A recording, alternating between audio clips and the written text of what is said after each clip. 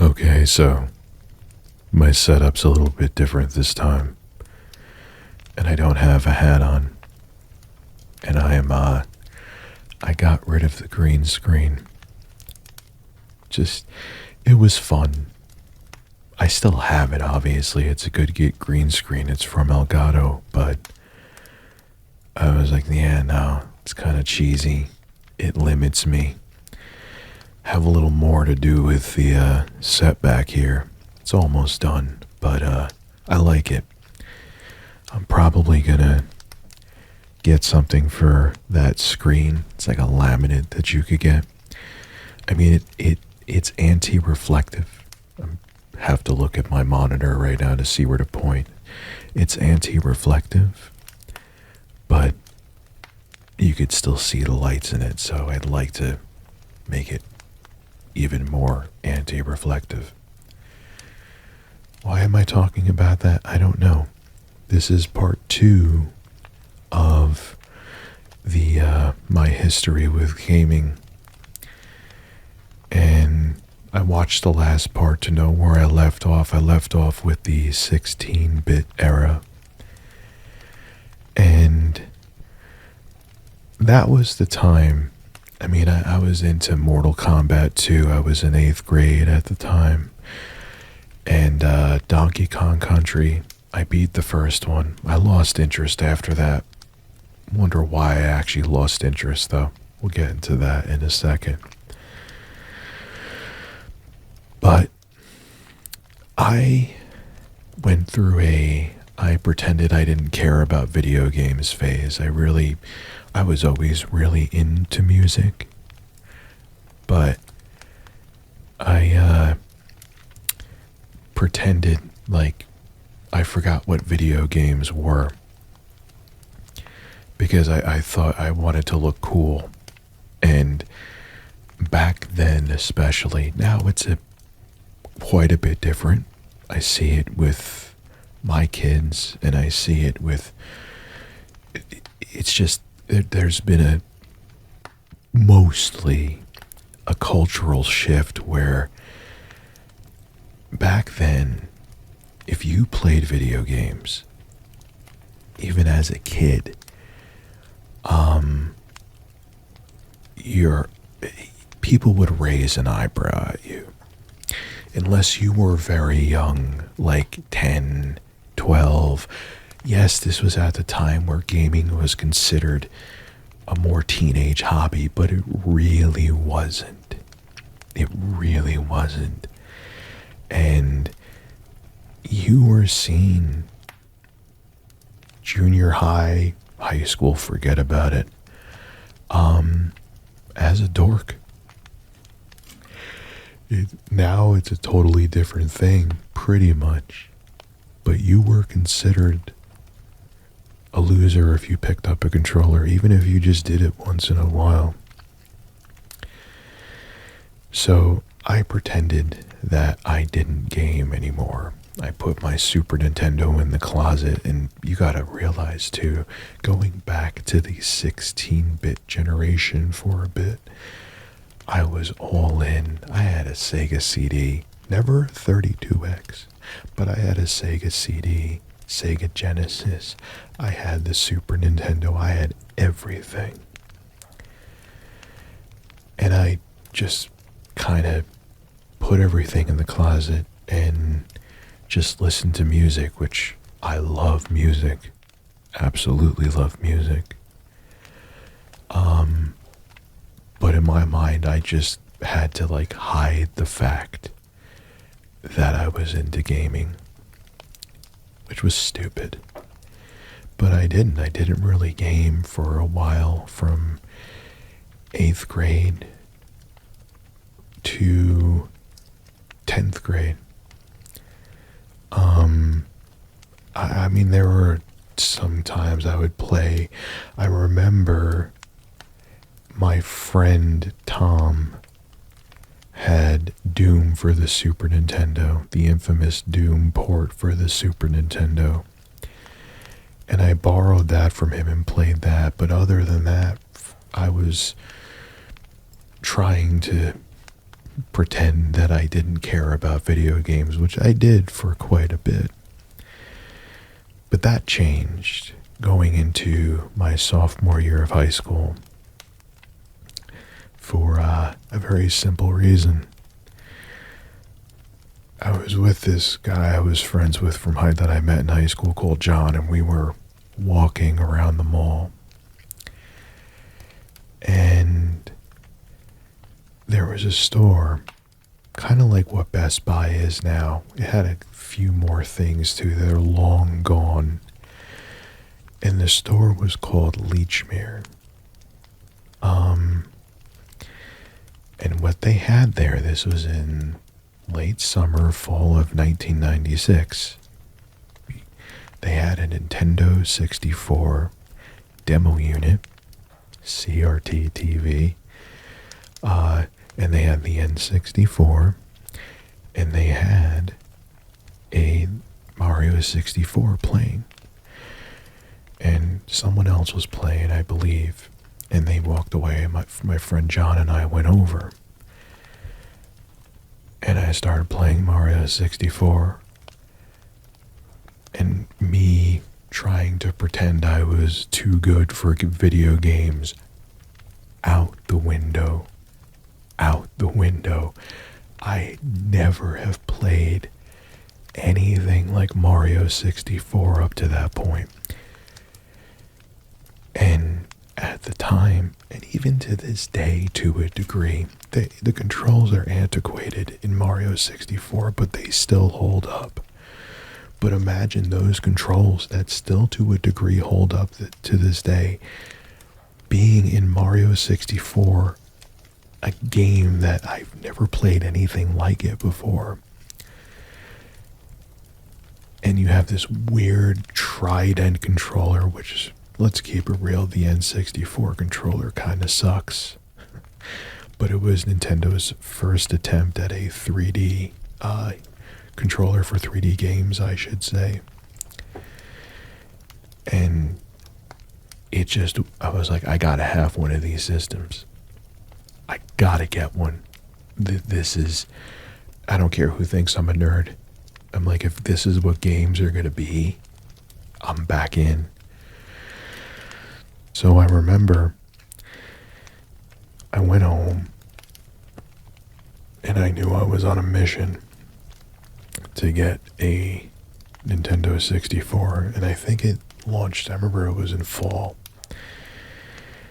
and it was cold out. Yeah, it was October. It was almost like a winter day. And we started calling around to stores, and it was sold out everywhere. And we kept calling and kept calling and kept calling, and finally we found one. And I got the system. I wish I remember what store I bought it at, but I'm not gonna lie and pretend that I do. I don't.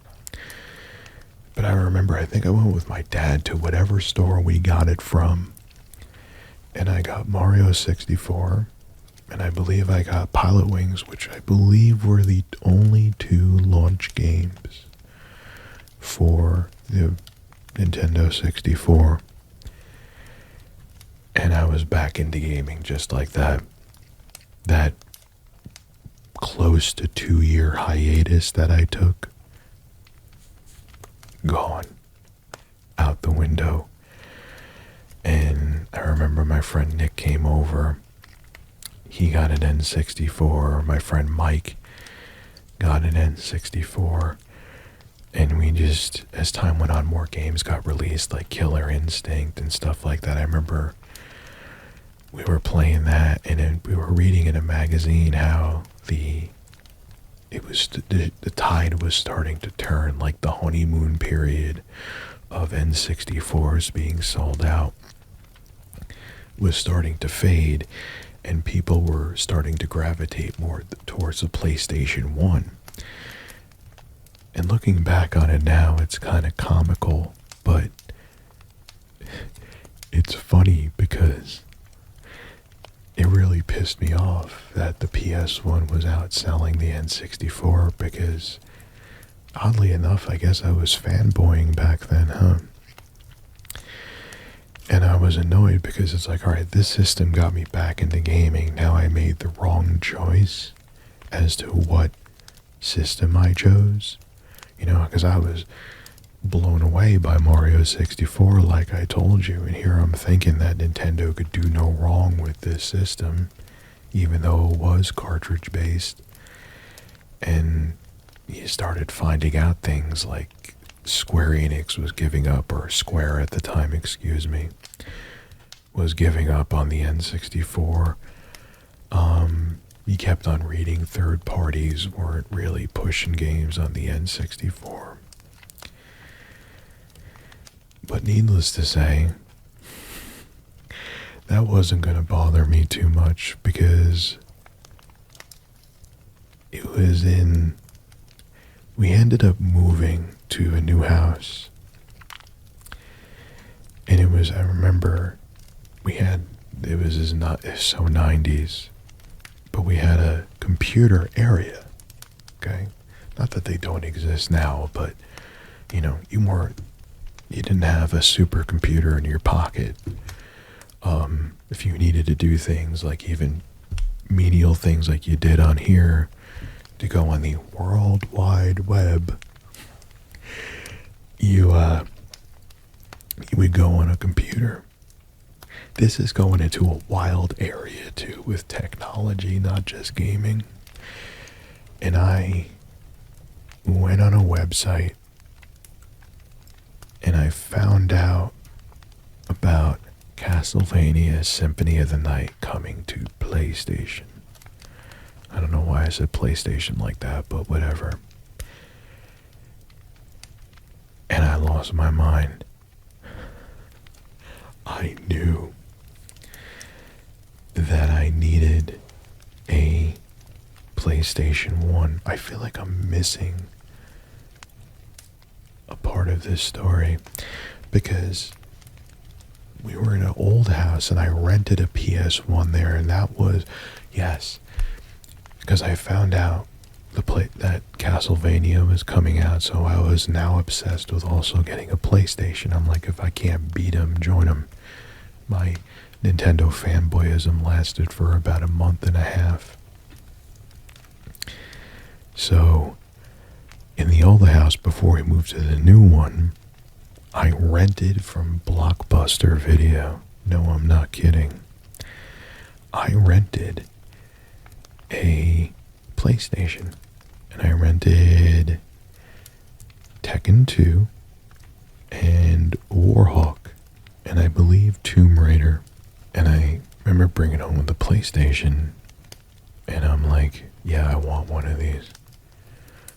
I want a PlayStation, right? This thing is actually pretty cool. Like I said, I put my fanboyism to the side.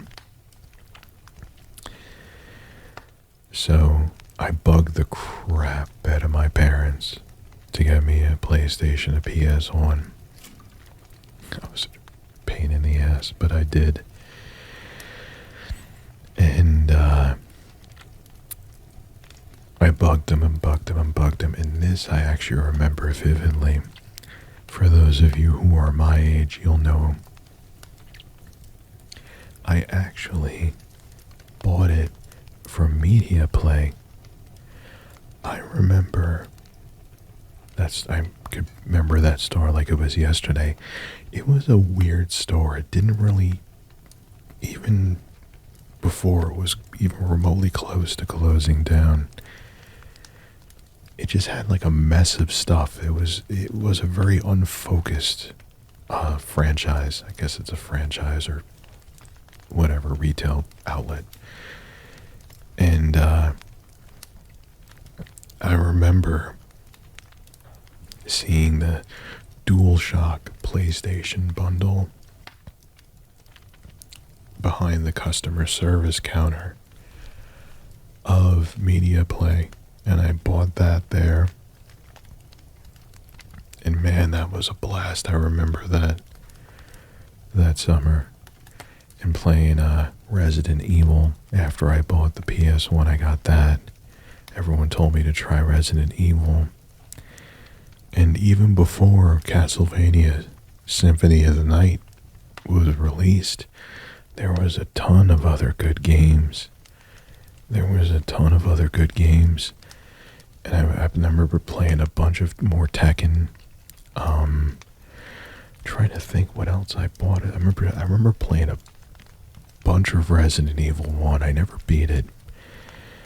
And I remember my cousin, she sadly passed away a while ago, but second cousin, by the way. And she almost tripped over the video cable coming out of the PS1 because of where I had it. And I was like, yo, be careful. And she's like, you crazy computer person. She probably wanted to call me a dumb fat nerd, but that's besides the point. Weird memories. When you talk about this stuff, these weird details come back to you, right? So I was digging the PlayStation. I remember too that summer playing it was this summer where I finished sophomore year. That summer was 1997. And I remember getting Star Fox 64, playing that, and that was awesome. But man, I remember, I believe it was Halloween 1997 that I got Castlevania Symphony of the Night. I remember going there. I didn't have my license yet with my dad to pick it up. And at that time, it was like a long time where I was that excited to try a game. I mean, Mario 64 brought me back into gaming, but you guys know how much of a fan I've been of Castlevania, and that Castlevania Symphony of the Night blew me away. Now, I look back at Castlevania Symphony of the Night now, and I like it a lot. Don't get me wrong, it's still a great game. But that game, that installment of Castlevania for the PlayStation, which I still highly recommend, ushered in where every 2D Castlevania had to be a Metroidvania. Which I get. A lot of people like that formula. But to me, there's more to the Castlevania series than just Metroidvanias. But I love that game.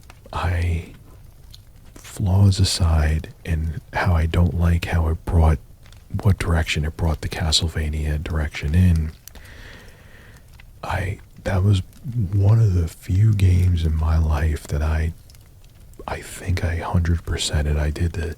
I got into the Upside Down Castle, I beat Dracula. I really think I was thorough with that game, which is kind of surprising because usually I even as a kid, I played the crap out of games, but my thing was to play them for fun. Not that I sucked at them, but I was never, not that there was achievements on the N64 or PlayStation or Super Nintendo, but I was just like, if I beat the game, I beat the game. I want to just have fun with it. I never wanted to be a completionist, is the best way to put it. But man, I love Castlevania Symphony of the Night. I'm trying to think of some other games that one of the things I will say, another game that was awesome for the PlayStation was Wild 9. I don't know why that one comes to my head. It's kind of, I don't know if it's obscure, but fun fact, Tommy Tallarico did the music for that game. It's like a 2.5D action platformer. I feel like I've played it recently and that it holds up, and you have this weapon where you can lock onto enemies and throw them around and smash them around, and that's how you kill them. And that was a lot of fun. But later on,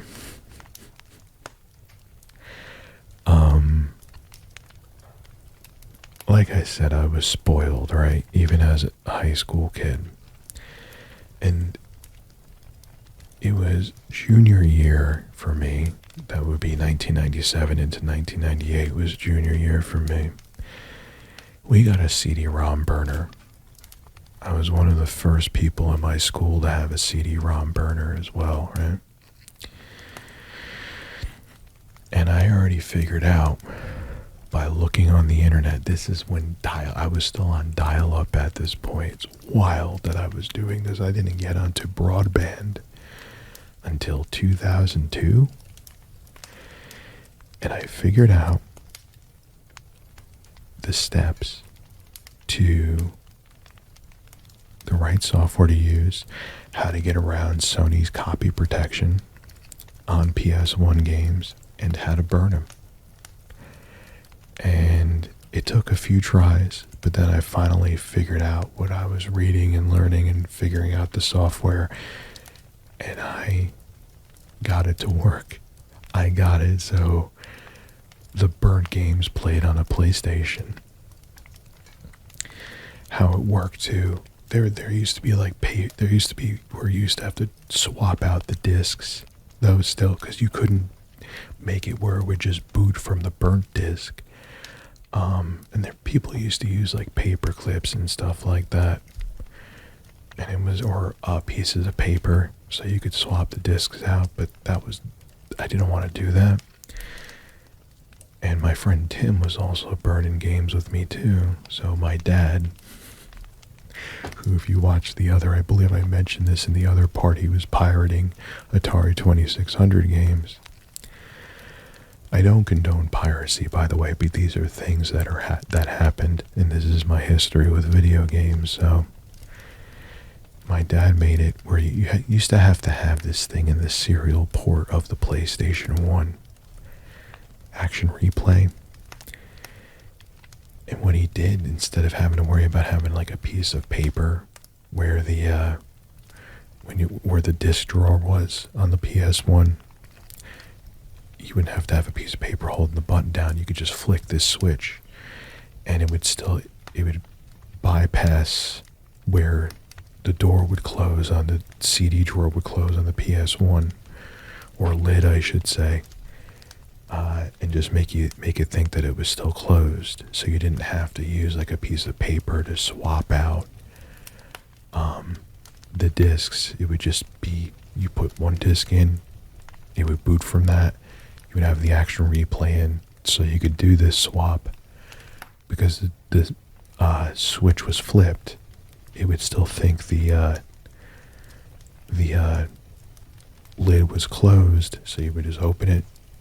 The system would still think it was closed, and then you would just put the burnt game in, and man, my friend Tim and I, we would just go to Blockbuster like after school on a Friday, right? Just rent a bunch of games, burn them, and we were like kids in a candy store, dude. You know, it was literally one step away you still had to rent the games, right? There was no GameFly back then, there was no whatever, but it was better than spending $50 on them. And we used to be like, hey, I want to try that game, which I wouldn't have done if I couldn't burn it. So I'll get that one, I'll get that one, I'll get that one, I'll get that one. And we would just take them home, and the ones we liked, we would burn. I know, it's terrible, but it is what it is. It's what I did, and it was fun. God, and we had CDs before. You just streamed everything from your damn phone, whether it be movies or games or whatever. You used to have these booklets for your CDs, and especially when I started burning them in my junior year of high school, they would stack up, whether I was burning music, which I did all the time, whether I was burning games, whatever. You would have these booklets to keep the burnt CDs safe. Dude, we just filled with games. I wish I could remember specific ones that I burned. Wild 9 was definitely one of them. And whatever, Tenchu I burned. Jesus, I wish I could remember all of them off the top of my head, but the whole case was filled with burnt games for the PlayStation 1. God, it's so bad. Now, what was interesting about that is I had a newer system. It still had the serial port on it, but it wasn't the PlayStation 1 revision where they had the laser in a spot where the heatsink for the power supply was, so it would make the laser not be able to focus on discs due to the heat. I had a newer one than that, and it didn't have that issue. However, you would burn the games, and one of the things I noticed is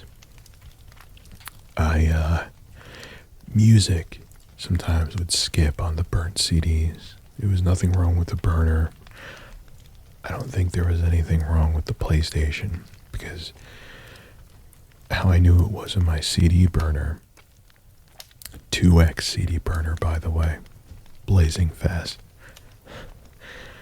is because I would burn music CDs and I would try them in 100 different CD players, and if there was no issue with the burnt CDs, but once in a while there would be issues when you would burn PS1 games where the music would skip.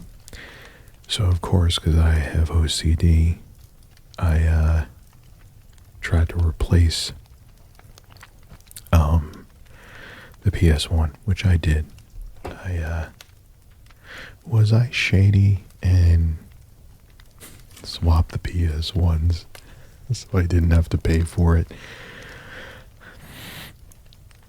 I don't remember, but I'm going to go with yes, because I feel like I did. Anyway, I got another PS1, whether it was shady and said, oh, this one isn't working, I put the older one in the box and still got my money back. I'm not sure if I did, but I think I did. Let's keep it real. Anyway, the next PS1, it did the same thing with the burnt game, so I'm like, alright, all's fair in love and war, right? You know, I'm getting these games through not legal means.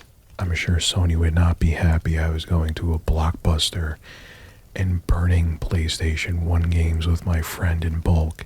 So if some games have meh audio and it skips here and there, and it didn't skip with every game, so be it. Waste of time getting another PlayStation. It was so OCD. But yeah, I got a lot of PS1 games for free. Anyway, there was another moment. There were two other moments. Now let's go back to the N64 for a bit. Now it's interesting because this game is painfully mediocre, but yeah, all right. You may see that jump cut somewhere. I think I was drinking it over here. Oh well, who cares? One of the games that really stuck out to me besides Mario 64, which I thank for getting me back into gaming again, was I remember sophomore year Christmas. It was Christmas of 1996. Yeah, because when I went back from holiday, it was 97. I got Star Wars Shadows of the Empire. And I think what blew me away about that was the tech nerd in me, is that I didn't think the game... No, I actually liked the crap out of it. I don't know why, but I think I know why now. what blew me away about that game is that they actually put on a cartridge, which now I realize isn't a big deal, but it was mind-blowing back then, is that they put, albeit low bitrate, orchestrated music on. They put the Star Wars soundtrack. They didn't have a MIDI file like you're used to them doing in games back then. They actually had orchestrated music on a cartridge. And I remember that just blowing me away. Absolutely blowing me away. And I remember playing Star Wars Shadows of the Empire. I played the crap out of it. And I loved it. I actually thought it was a blast. I even liked the flying levels, which usually I'm not into that stuff, say for like Star Fox games. And yeah, I think now looking back though, it was more, I was like, man, the N64 is crazy. They have real music from the Star Wars soundtrack on a cartridge. And it did bring you into the experience more. And I'm not even a Star Wars fan, to be honest with you. I'm not. I never really been big into Star Wars, just keeping it real. But I loved the crap out of that game. I did play a bunch of Legend of Zelda Ocarina of Time. I'm not a big Zelda person, but I did play quite a bit of it. Did I beat it? No, I don't think so. I'm going to go with no. One game I did beat, and I know it's a controversial one, and it's not because I'm a fanboy, but I was hoping this was Konami going in this direction with Castlevania, was Castlevania 64. Yes, for those of you who do not think it's a good game, and you can give your points for it, I will agree with them. It is a very, very flawed game. Very flawed Castlevania game. But Konami had the right idea. It was a rough draft, but if they learned from the mistakes of Castlevania 64 about what was wrong with the controls and other things, I feel Konami would have turned Castlevania into what the Souls series is from Software now. I think so. I loved how they had, just like Souls games, it didn't have to have music everywhere. They let you the environment was oppressive with just like the sounds of the wind. I remember in the first level of Castlevania 64, and I had a big screens TV back. I forgot about this TV. We had bleeding edge stuff back then. My dad was big into home theater. We had this like 65 inch. It was 4x3, but it was a rear projector Sony TV.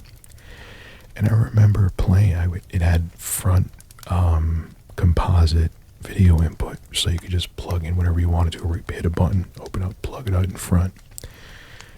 So me and my friend Mike, were big Castlevania dudes. So we brought it down there. He came over, and I remember you're in that level, you just hear the wind, and you start running down the first level of Castlevania 64, and the lightning strikes the tree, and I was like, it made you jump, and the sound design was great, and just like a Souls game. Now I understand, I'm not saying the gameplay mechanics are identical, I know they're not, but the only time the music would come in is when you had to deal with enemies, and it wouldn't always come in when you had to deal with enemies, like Souls games. They would have where you could save the game. It was like their version of a bonfire. You'd have these little jewels that you would touch, and that's where you could save your progress. Again, you don't accumulate souls to upgrade your character, but there was a lot of the soul elements in that Castlevania, But because it got panned critically, and yes, it was undercooked and it felt dated at that point when Castlevania 64 came out, we were a few years, or close to a few years into the life of the N64, and there was other 3D platformers. Hell, there was Mario 64. Granted, it's a different game. It's not necessarily the same kind of 3D platformer at all. That had better controls. And the controls in Castlevania 64 didn't compete with its contemporaries at the time. But I hold to this day that they had the right formula there. And if they continue with that, I think Konami would be in a much better place than it is now.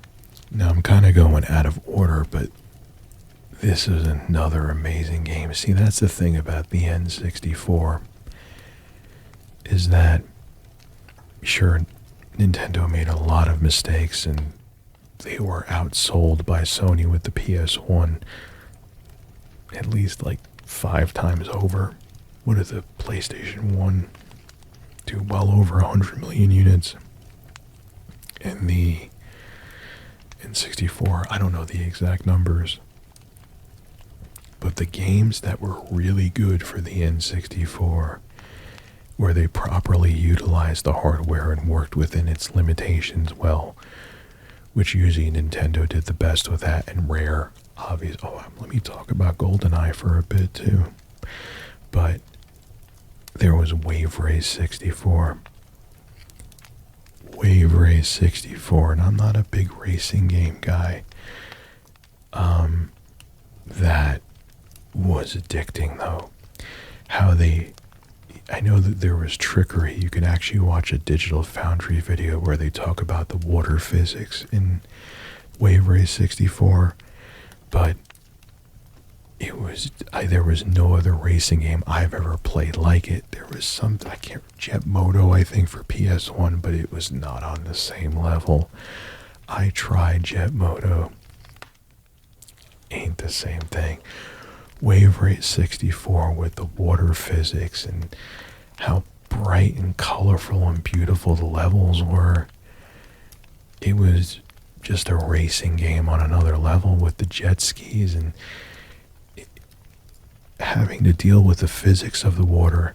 You know, you would have to, there was strategy to it, oddly enough. You know, it wasn't, and it was a different strategy. Obviously with racing games too, you should always think about where to drift, where to brake, and things like that. But Wave Race 64, you had to kind of go, okay, I know the water is going to crash right here. And because the physics were really good, I know my jet ski is going to react like this, so I should turn like this. And, yeah, it's so much fun. Even to this day, if you could find a way to play it, which there is plenty of ways to play Wave Race 64, if you haven't tried it already, try it. It's a great, great racing game. And this is coming from a guy, again, who's not, I always say I'm not big into things, but it's true, though. I'm not big into racing games. And that was phenomenal. That was a real good one. And last but not least, we gotta go into GoldenEye. Now, remember, I had a bunch of first-person shooters for the N60. Now I'm starting to remember games. I had Quake 64. I believe I had Hexen 64, which, let's consider it, it's a first-person melee, whatever. I think it was, yeah, that was done with the Doom engine. I had Doom 64, which I don't know why I didn't like that back then. I know why. Because in my mind, everything had to be true 3D. That's when 3D was like what ray tracing is. Now we're used to games, everything's friggin' 3D. But back then, that was the first generation of consoles that was built from the ground up. Sega Saturn aside. I didn't really have a Sega Saturn. I'll talk about that in the next video. Where they were built from the ground up for 3D. kind of. So, because Doom, I was like, oh, they're just using pixels for the gun and the characters are in 3D. Even though the gameplay was phenomenal, I just kind of, I think someone bought it for me. And I played it for like a couple days, lightly, and I just brushed it off. I'm like, disappointing. I want real 3D. And I remember getting GoldenEye. I believe it was... That came out in 97, right? I think so. And, man, I look back at GoldenEye now. And GoldenEye, I don't think has aged great. A lot of people are shocked when I say that, but it didn't. The frame rate is terrible. The controls are very antiquated FPS controls, but at the time, I put GoldenEye in my N64, and I couldn't believe what I was seeing. You know, back then, and I'm not saying it's a bad game, I just don't think it aged well as other people try to make it out to have aged. But back then, having a full 3D world, and the gunplay was on another level, and the multiplayer on that too, which I think I remember hearing that was an afterthought. They weren't going to do the multiplayer. I could be wrong about that. But we played the hell out of multiplayer. I remember after school on a Friday, again, my friend Mike would come over, or intro guys, some of you may know who I'm talking about, would also come over.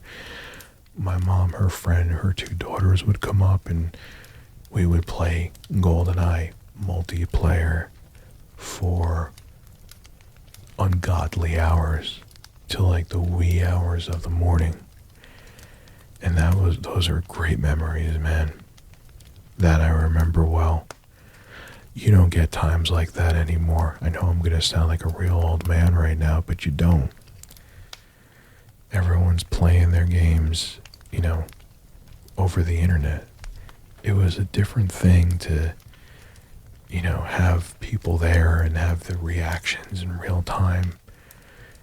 I know it sounds very boomer of me to be like back in my day, but it is true. You don't interact like that. You're just on a headset, solitary in your room if you're playing a game where you're playing multiplayer like GoldenEye 64, where you're playing deathmatch. It was a different time. Was it? If you look back at it, it was brutal because the N64 didn't do a great job maintaining the frame rate of GoldenEye in single player.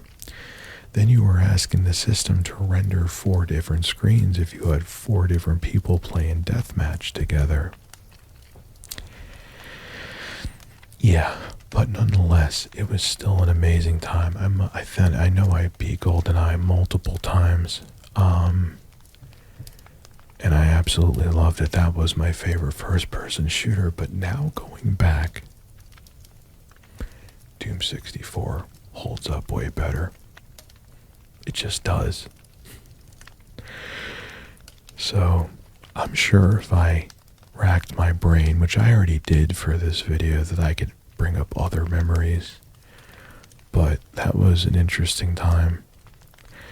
I had a independent game shop, another thing you wouldn't see like that. I'm not saying there isn't independent game shops, but it was like a one store franchise GameStop, and it was owned by an Asian couple, and me and my friend Tim would go in there and buy